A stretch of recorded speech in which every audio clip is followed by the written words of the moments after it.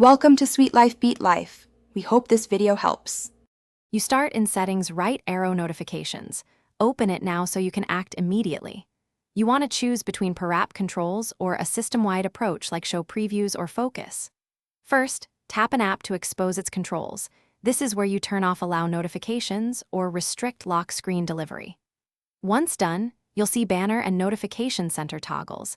Make quick selections so you can move into the more detailed behaviors next. Now focus on each problematic app. Tap it, then either turn off allow notifications entirely or uncheck lock screen, notification center, and banners to hide them from view. Make sure to adjust show previews. Set it to when unlocked or never, so that even incoming alerts don't reveal content on the lock screen. If you want alerts saved silently, choose deliver quietly.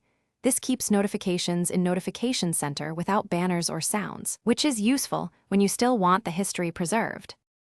Finish by using focus modes or scheduled summary for broader control.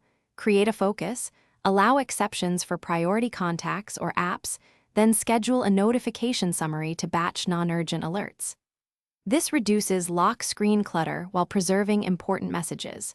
If something still appears, make sure Do Not Disturb isn't overridden, then restart the iPhone.